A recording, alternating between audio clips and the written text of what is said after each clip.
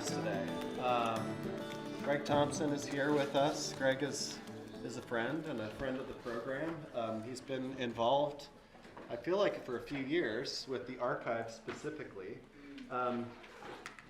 Greg started Wilderness Experience in what year would it have been? 1973. 1973. And the thing about Wilderness Experience that's really interesting is that it was the first outdoor company to go public, which is really amazing. Ended up selling a couple outdoor companies, started Nike ACG, started Adidas Outdoor. In the United States, in yeah. the US. And that's what you were doing most recently. Yeah. And is now, what do you do now? I'm studying fly fishing. There we go. But Greg, we were just over in the archive earlier, and Greg was sharing a lot of stories from people he interacted with in the catalogs we were looking at. He was there for a lot of the history that's over there. But is going to talk with us a little bit about teams and team building. He's been an executive in this industry for a long time and built his own products. So a lot of really good insights to share with you all today. So hope you came with questions. Yeah. And with that said, time's yours. So Thanks. we have until, let's see, 12:20. Oh, okay. Wow. So Oh, yeah. Perfect.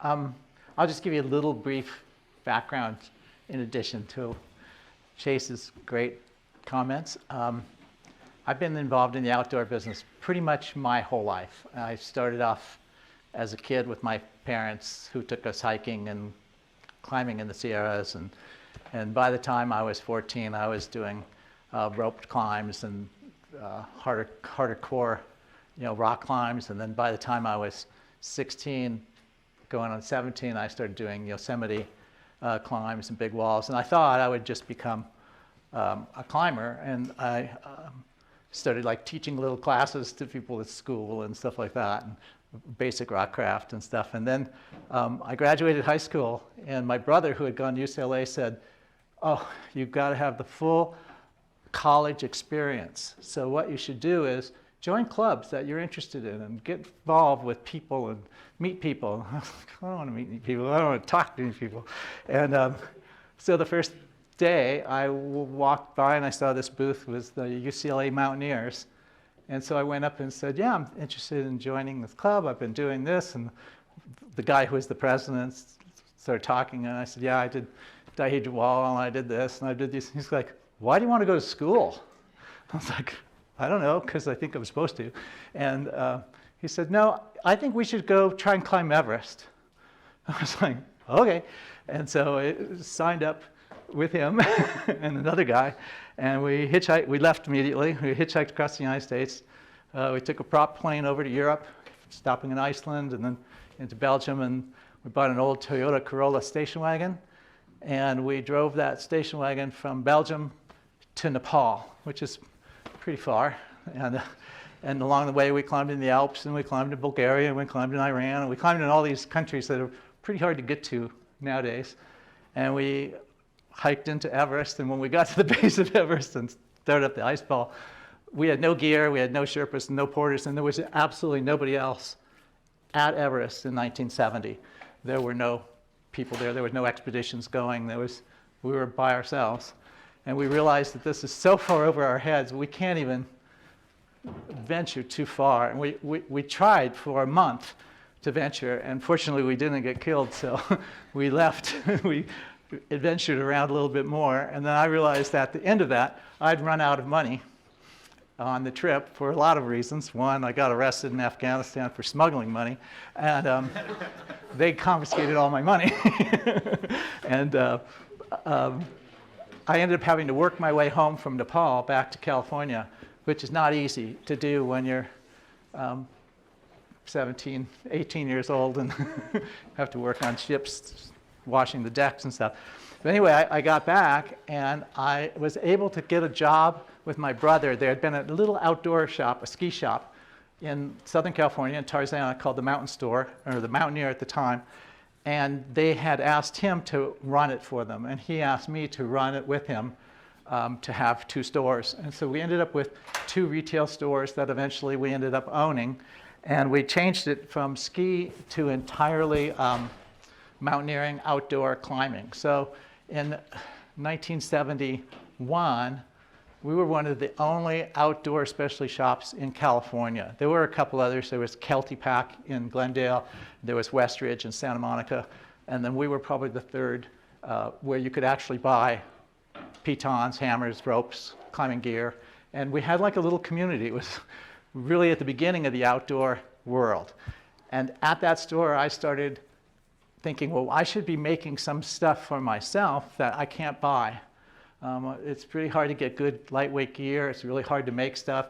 The gear we had on Everest was so bad that we almost died because of the A-frame tents and cheap sleeping bags and bad clothing. No Gore-Tex, no synthetic materials were available in those days.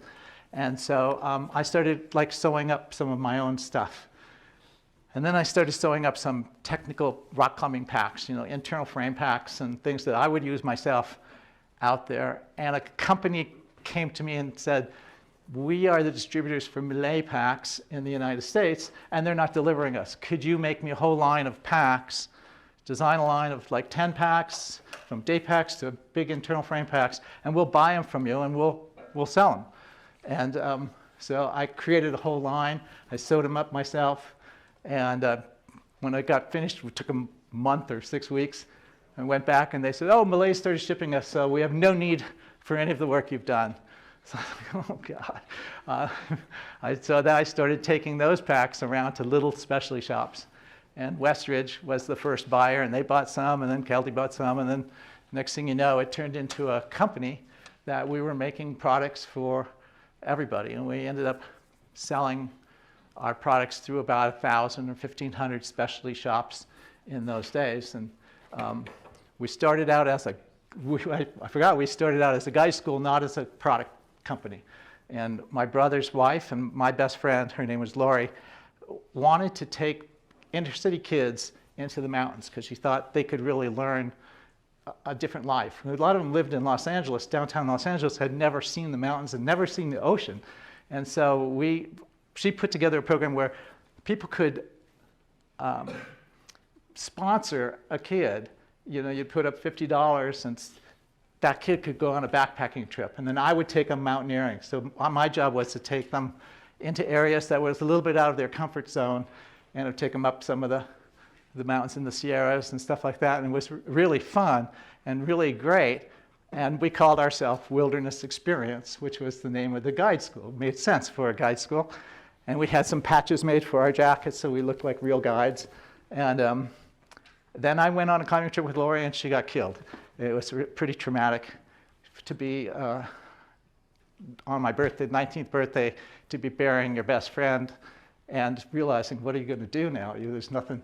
And so I did these packs. We had nothing to put on, so I sewed Wilderness Experience labels on them and took them to the stores. And that's how the company started. And then over the years, it just grew and grew and grew, and we grew. I think we moved every single year for 9 years in a row. We were in different buildings constantly until we had like 5 different factories, and we're doing stuff in Asia and in the US, and sleeping bags in San Francisco, and packs in Los Angeles, and all over the place. And we decided that Nike had gone public in 1981, so we should go public, because we started the company, by the way, on $500, and that was all the money that went into the company ever. And then, so we had built it up through debt and work, and you guys will probably all hopefully experience that. It's kind of fun, because you have nothing to lose. You've got nothing, you got nothing to lose. And we ended up copying the Nike perspective almost exactly. And we went out to investment bankers and we took the company public. And we were the very first outdoor company to go public. And at the same time, we were the first of the outdoor owners that really got really big paychecks. And we got these big, checks that came in from the public sale. And it was kind of overwhelming for sort of a dirtbag climber who lived in my car half the time to get, $1 million checks. It was like something out of the ordinary. And we did that for a number of years. And then I sold my ownership to a big investment group. And I left. And at a trade show, I got a phone call from Phil Knight. And it's like, I thought it was one of my climbing friends joking me. And I said, like, who is this really? And it was like, I've really been following your career because you're the only other company that's public in the sporting goods business other than Nike. And I'd like you to come up here and talk to me about some ideas that we have. So the next day I flew up to Portland, Oregon. I met with Phil Knight, and he said, I'm thinking that maybe this outdoor business is pretty interesting. We should start an outdoor division. And I said, no, you shouldn't. You should buy North Face. It's for sale for $9 million. You could pick it up, they're in trouble, and you would have the best brand in the business. And he said, I already have the best brand in the business. It's kind of ego. And he said, well, what if I gave you $9 million in budget to create an outdoor brand? And I said, that works. I started Nike's all conditions gear, which we called ACG, and created the whole first collection of design and hired all the people to start building it, and then used that teamwork, the way we developed, which is I think the way you are learning to do it, with a PLM, a designer, and a developer all working as a team. And we then took that to every other category within Nike's apparel, and I became director of marketing for Nike worldwide for the apparel division. And Tom Clark, my kind of partner, was the marketing director for footwear. He then became president, and then I left and started a little company that, because I didn't like working in big companies, and I've never been very comfortable in front of people, so I started this design development company based on what I learned at Nike, which was it's not all about design. When I was doing Wilderness, it was all about me, the designer. I wanted my title to be designer, not president. I didn't want to be CEO. I just wanted to be designer because I thought that was much cooler.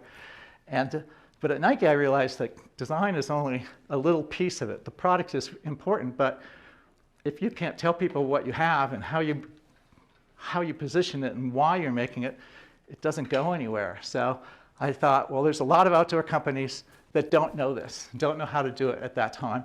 So I started a company called American Sports Group, and the idea was I would go to different brands, look at their line, and see where they're missing categories. And so one of the first ones, I went to North Face and said, you're not making any ski wear. And they go, yeah, we have no designers for ski wear. So I said, I can design your ski wear line, and I can get it all produced for you and make it. And we introduced Extremewear, which was the first of their technical ski wear lines. And then I would just go to Patagonia and do that again. So I made a list of the companies that I actually designed for, and it was kind of shocking. So I'm just going to read them real quick because it's crazy. But Patagonia, North Face, Orvis, Quicksilver, Oakley, Hurley, Volcom, O'Neill, Body Glove, Camelback, Filson, REI, LL Bean, Remington, Beretta, Fish Pond, Sims, Fox Racing, Jansport, Eastpak, Kelty, WL Gore, Abercrombie & Fitch, Eddie Bauer, Gregory Pax, Time Sport, Cabela's, Bass Pro, and there's a lot more. So I had like 100% success walking into the companies, and every time I walked into the company, I had another design, development, and sourcing. And then I realized these companies didn't know how to make the products either. Almost all the companies at that time made their products in the United States. And I've been working in Asia since 1975, so by then, I had a lot of contacts, and I started saying, well, instead of just selling you a design, which nobody will pay a designer for a design, it's like you can work and create a multi-million-dollar product and they give you $500. It's just hard to do. So I said, I'll not only design it, but if you like it, I'll make all your salesman samples and I'll make all of your production. You can just buy it at a fixed price and I'll organize everything. So that's what the company turned into, was a design, development, and sourcing company. And we ran that for about 20 years. And then in 2008, my wife and I, we decided we had two daughters, and one of them was just going to college, and one of them was just going to 6th grade. And we said, well, if we're going to take any time off, now's a good time. We could homeschool. And I said, well, I could probably teach 6th grade math, but not 7th grade. So we better leave now. And so we packed up everything, we rented our house, we sold our cars, we gave away our clothing, we pretty much went down to a day pack and a roller bag, and the three of us took off and we went around the world for a year. It helps having sold the company and stuff like that. And then I came back thinking, I'm never going to work again. I'm retired. This was like 2010. And I got a call from Adidas out of the blue that said, we're thinking about doing an outdoor brand in the United States. Will you write the business plan and put together the whole process? Which I started in 2010 and did that up through 2021 and then retired. And the people at Adidas Portland took over the running of it and merged it in with the rest of Adidas. It was run as a separate company. And so that's kind of like what I've been doing for the last 50 years. And it's kind of fun to see that there's actually a place where you can learn how to do stuff that you don't have to do it entirely on your own without any help. You know? I went on the first sewing machine I rented, and I recommend everybody learn how to sew or make stuff, but I rented a sewing machine from a downtown garment shop in Los Angeles, the classic old Garmentos.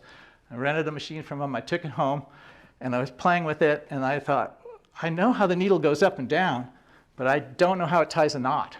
I mean, how does it tie a knot that fast? It's pretty, so I sat down with the machine, and I started taking it apart, and I took out the cams, and I took out all the stuff, and I finally was like, oh, I see, this thing does this. And pretty soon by the early morning when I finished, I had a box full of parts and no idea how to put it back together. So I took it back to Abe's Sewing Machine Company was the name of the company. And I brought it to Abe and I said, I just rented this machine from you and I took it apart to find out how it works. But I have no idea how to put it back. He looked at me and said, in my 40 years of selling sewing machines in Los Angeles, no one's ever taken a sewing machine apart. And he said, but it shows you're really interested in what you're doing, and I will help mentor you and help you with anything you want to do. So I was like the young hippie going into the garment world. And they taught me everything I needed to know about, production and how to make stuff and do that. So I know today I'm just going to talk a little bit about the process between the PLM, which sometimes we call the marketing director, but the PLM, the designer, and the development team, all of which are integral parts of the process.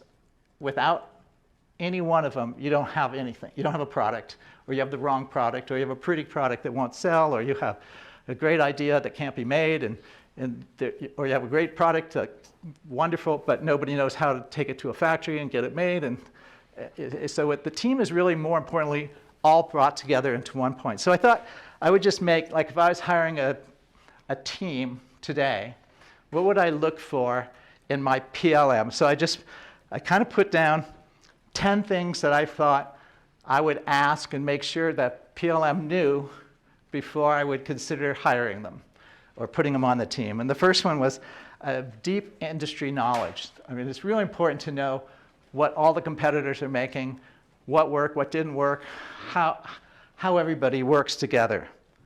And then I would ask for about a strong commercial outlook. It's not enough just to be cool and want to make fun stuff that you want, which is how I started. These companies want the stuff to be able to be commercial. So you have to have a commercial mindset from the PLM. He has to understand what they're getting into. They have to really be able to clearly visualize the target customer. Like, I know some companies even put a picture of the person in the design room. They'll be like, there's Mary. Mary's our customer. And there's a cutout picture of her.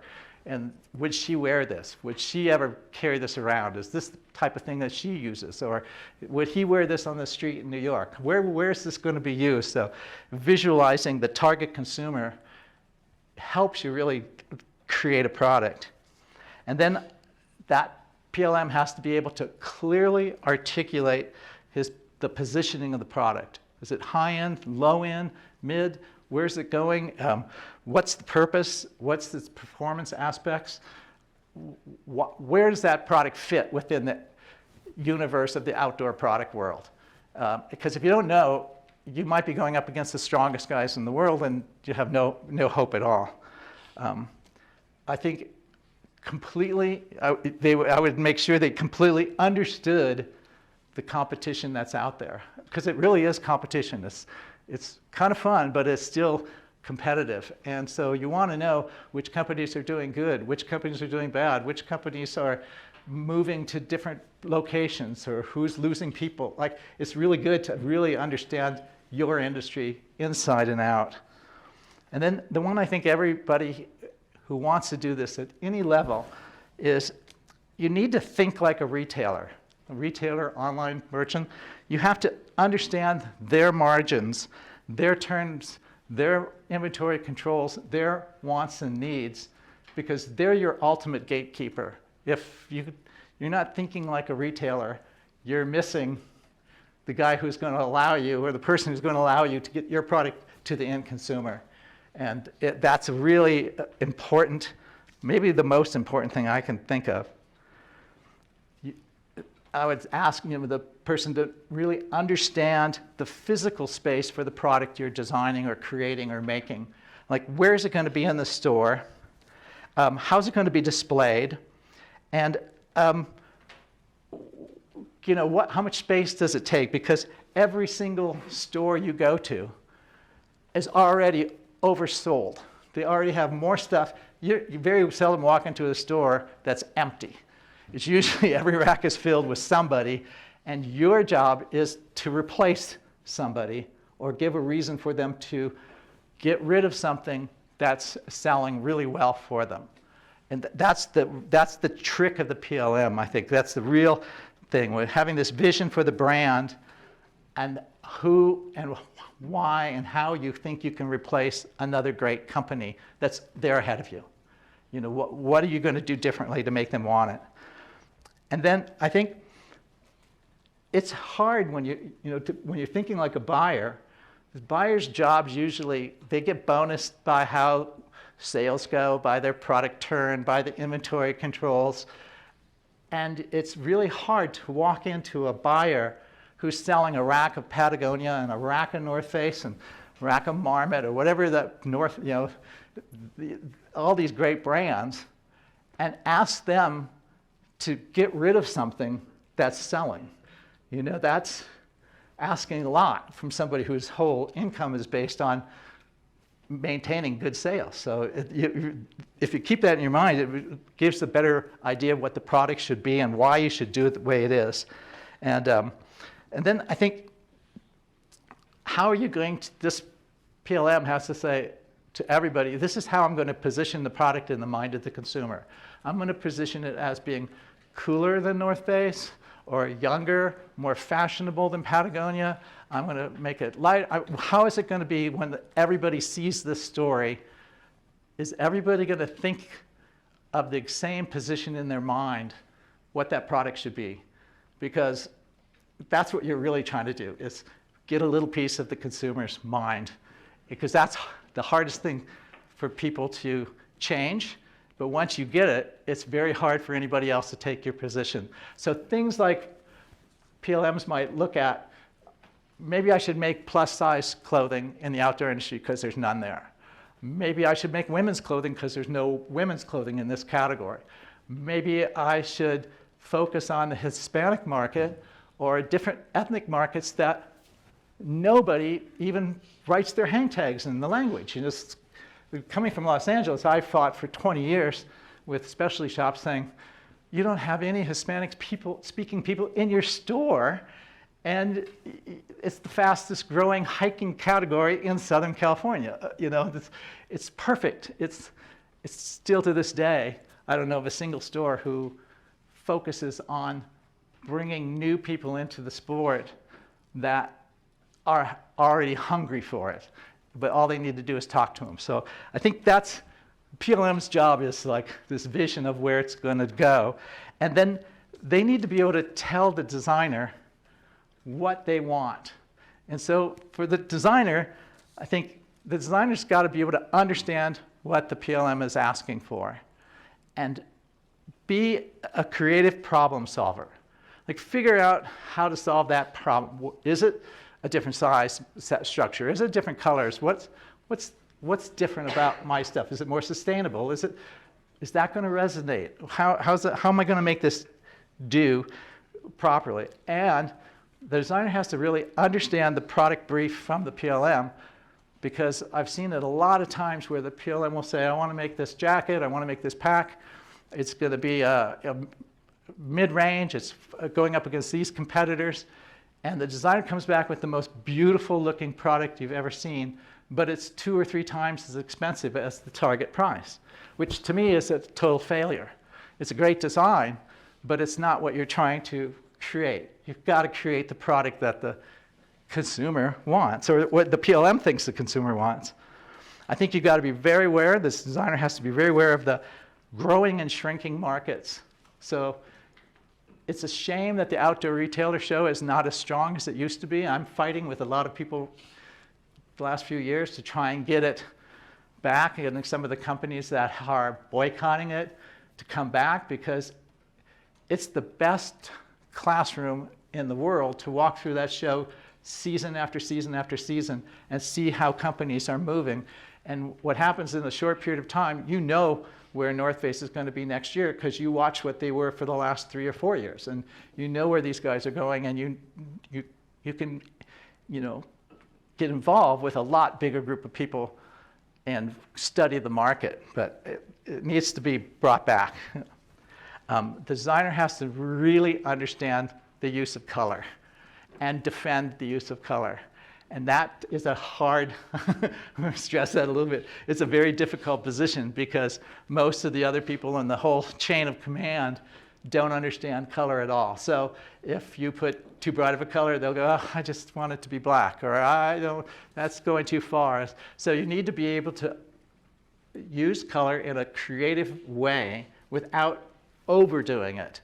And what I always like is if you can use color to highlight technical features, so the eye goes to it, and then that points out a feature. That's easy to sell on the people who are critiquing your designs and critiquing the product. The next one is like very dear to me. It's design sketches have to be based on actual pattern ability to make them into patterns. They should actually be able to be produced. And so I was telling Chase, you know, I sat in a million meetings where designers were coming with their portfolios, and maybe 15 years ago there was this incredible growth in computer-generated designs, and they would bring in the most beautiful looking products I've ever seen, and they were perfect, but you'd have to mold them. I would say, this product's beautiful, you can't make it. There's no seams, there's no, how do you make 3 dimensions out of a 2-dimensional fabric? So the designers need to know how to make a pattern, and it would help if they know how to sew it up. And that really makes a big difference. Some of the things, I think, features that you create can get lost in your design, and sometimes the design can overshadow the features you've created. So a good example was when Nike first came out with Nike Air in their shoes. You didn't know Nike had air in the shoes because it was inside the sole and it was covered up. And then one of the marketing guys said, why don't we call the shoes Air, and we'll put a little window so you can see the air bag. And it completely changed the sales of the product. It made Nike. And I was like, but it was simple. It was already there. It'd been there for years. And all somebody did was make it visible and then change the whole market. The other thing I think designers have to understand, and having grown up as a designer, you got to clearly understand timelines and the effect on the rest of your team because of your timelines. Like a lot of designers, especially someone like me, is always kind of wait until the last minute, and then under so much mental pressure, I could crank out the designs. But it was always like, everybody was always waiting for it. And so it's really good to learn to keep to timelines because so many other people are relying on you to do it. The other thing, I would make sure that designer has the ability to articulate the design's direction. And so they are going to need to also do the presentation boards. They're going to have to like convince other people, depending on the size company and where you are. But in the bigger companies, there's all these levels, and the better the presentation of the board, showing who the people are, maybe some understanding with the PLM on the demographics and all the reasons why you're making it, and put it in a presentation that's so bonehead simple that the executives can understand it, because they won't most of the time. So presentations in some companies become, some of you probably went through it today with these critiques, but that's probably the ones at Nike, the ones at Adidas, the ones at some of these other companies were brutal, because you had not only design people and product people, but then you'd have like overall marketing, footwear design people, up to executives, sales managers, all yelling at you that this is going to ruin the company, or this is bad, or why are you doing this? This is the worst thing I've ever seen in my life. And I'm just trying to do my job. And then I think the designer has to have a really deep appreciation for the development team. And I'll draw a little thing how I see these guys all working together. But those are your total partners. You can't exist without them. So you need to have a very good relationship with your partners in PLM, design, and development. Development is a very overlooked and underappreciated position. And I've joked when I switched from being a designer to being a director of marketing, my salary went way up. So for some reason in companies, marketing managers get paid the most, designers next, and developers next. I think it's completely ridiculous and wrong. And it's just something that needs to be broken and refixed in the business. I'll touch on that a little bit. But as a developer, you have to have really strong vendor relationships, because you're the one who's going to decide where these components are going to come from. And if you don't have really strong vendor relationships, you're not going to be brought the new stuff first. And it's really good to be constantly talking to these people, like whether it's NASA, whether it's some, Gore-Tex or whoever it is. If you can be in there and help support them early on, they'll help support you. And you'll find over the years, these might become some of your best advocates and help you with other jobs or other opportunities, because they do know everybody. I think it's important to also, for the developer, to keep an eye on all new types of materials. So if sustainability is coming, like when I first started doing it back in 2002 or something, I knew every fabric factory that made recycled pack fabric in the world. And I would search them out and talk to them. And so it was real easy to get small quantities, big quantities, unique quantities. And, like the same thing, these shows have fabric people, and it's great just to spend time. Developers should know them on a name basis, be able to call them up and just ask them what's going on. I think the same thing like design and PLMs, the developer needs to know what's happening in the market. They need to know when to move things different places, when to switch vendors, who's doing well, who's not doing well. Is there a new Gore-Tex? Is the old Gore-Tex no longer working right? What's if people turned against it because it's not environmentally friendly, or what? It's good to know what's happening. A lot of people, when I started out, got caught off guard because we all started working in Taiwan when we went offshore, and then we moved to the Philippines, and the Philippines were great. And I opened up a sewing factory there and had 800 sewers in the Philippines. And then one day, the US gave China most favored trade nation, and their duty rate went from 50% to 4%. And all the business just went from the Philippines over to China. And within 1 year, every factory in the Philippines was shut down. They're just out of business, couldn't compete. And it's nice to know if that's going to happen in advance. So that's, I think, the developer's job.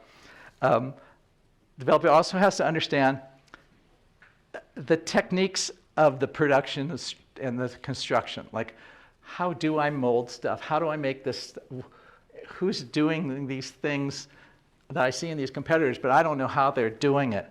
And so one of the tricks or things I found, especially because I ended up just primarily moving over and doing everything in Asia, even though for many years I just was a US-based manufacturer. I made friends with the local YKK zipper salespeople. And I made friends with the local webbing guys. And then when I needed to find a factory, I would go to the YKK zipper guy and say, who in this area is buying number 10 coil sleeping bag, or the sleeping bag zippers?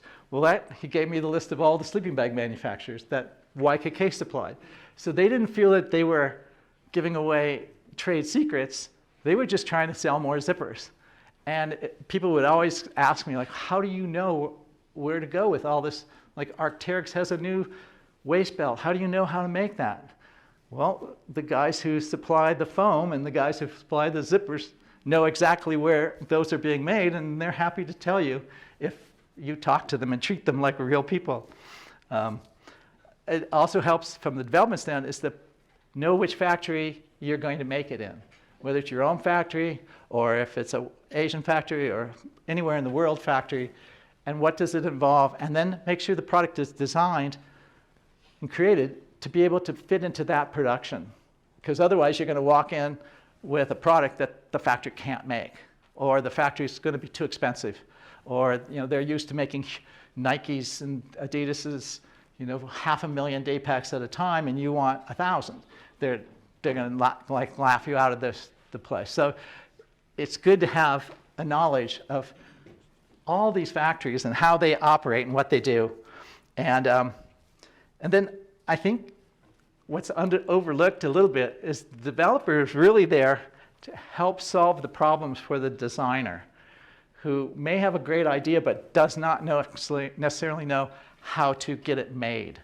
And so that teamwork between development and design is essential to be able to get the product to be what it is intended to be.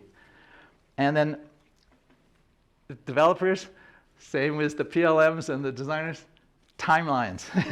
You have to have really good management of your timelines, because when you're late, you're late. And I've been in meetings where, like at Nike, where the designers came up with a beautiful product and everything was great, and the top people said, yeah, well, it's too late. We'll just put it off for a year. And they're like, a year? We're like the very first people to make Lycra running tights, and you're going to put it off for a year. And they'll go, yeah, well, you're too late. You missed the window. So timelines are really, really important. So I'm going to quickly, I don't know how the time is going. Are we okay? Or, well, 8 minutes. Okay. I'm just going to do this real quick.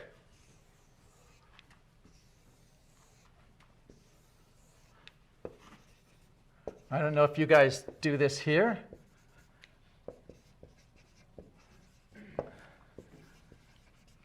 So I see this as one unit, the PLM design and development.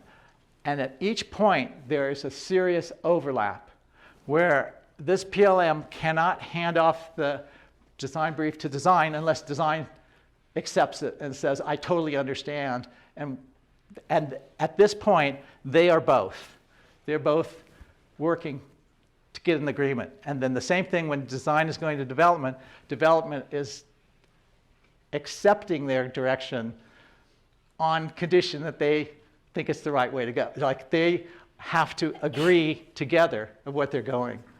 My other idea that I think if you guys ever become presidents of companies or running something is all these people should become one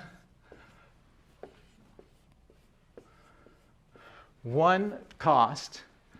They should be paid based on the performance of the product. And if they don't work together and it doesn't work, they don't get paid. They get paid their salary, but they don't get bonused. Because I think any way you can make this team a team will make it successful. And if it's not a team, I don't think it can be successful. Well, so with that, so I was kind of quick, a big dump of info. Are there any questions?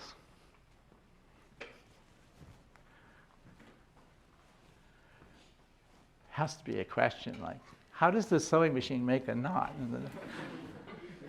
I have a question. What are some ways do you think like we can learn early on how to work with like skill and design development, like to prepare ourselves for Well, the industry, I would try and learn each job. It's kind of like what's involved in each, so that you understand what a designer goes through and what a developer goes through, and kind of understand their functions. So you respect each one of them. Sitting through these presentations is really great, and then talking to design, development, production people. I don't know how you can learn it. Like, I'm kind of stupid, so the only way I learned stuff was like by doing it and just like pounding away and putting in years and years of just figuring out how it worked, and over time it kind of all gelled, but it's taken 50 years. You kind of answered it, but so you said you didn't go to college, so did you get just most of your experience and like knowledge of the industry just from working in it? Yeah, 100% of it.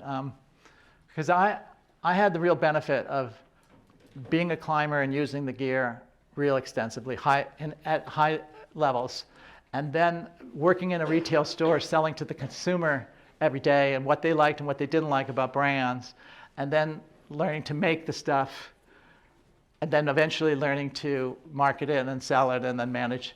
So it was all learning from being there, yeah. Which I think wastes a lot of your life, but you know, I didn't know what else I was going to do, so yeah. It's not easy to learn it all, and the more you know, the better. And I was always surprised when I would go into situations where a memory from something 25 years earlier helped. So I'd walk into a factory in China, and the people didn't want necessarily work with us or didn't know me at all, and I could walk in and I would say, that sewing machine's out of time, you want me to fix it for you? Or that sewing machine, the needle's burred and you're going to have all these broken threads. Or if you spray silicone on this stuff, you can sew faster. And it was just like, where did I learn that? I don't know, but later on, and then the factory owners were like, oh, let's go to dinner. You know, this is a person who's interested in my business. So I guess total interest in what you're doing, you know, and fascination by all the components that go into it. Because you're creating products that are really important and really great. You know, every product should have a real reason for being. What skills and techniques did you use to scale your businesses? So, fortunately, starting from one sewing machine and then adding a sewing machine, you're like, every step you're learning the next step. So when, you know, by the time there was 100, we had put people in charge who were line managers and plant managers and then shipping managers, and you know, it just kind of grew. And then I spent a lot of time in clothing companies, regular fashion clothing companies in Los Angeles, and how did they do their systems? And then the growth part became from talking to companies who had already grown or were ahead of us a little bit. Like, how do you do certain things? What kind of computers do you use? What is your program for billing? How do you collect money? How do you do all these things? And we just slowly put it together, and then hired really good people. I think that was one thing that I've done, is I always hired people better than me, and I've surrounded myself with people who are just really good at they do. When I went to Adidas, there was a number of people who worked in this one division that nobody wanted to work with. Kind of like the dirty dozen. So I ended up just picking all these people that were being let go or nobody wanted, and I gave them credit and time and a focus, and I supported them, and that they paid back by doing unbelievably good jobs. So scaling up companies, now you can hire people who have done it and know how to do it, and I think the hard part is knowing when to quit. Knowing how big you want the company to be, how big it gets, and at what point do you want to sell it, or do you want to keep it going forever? Because a lot of these companies have lifespans just like products, and if you ride it too long, you may have missed this opportunity of really kind of changing your life. I see that a lot. The egos get so involved in it. Thank you so much. That's great.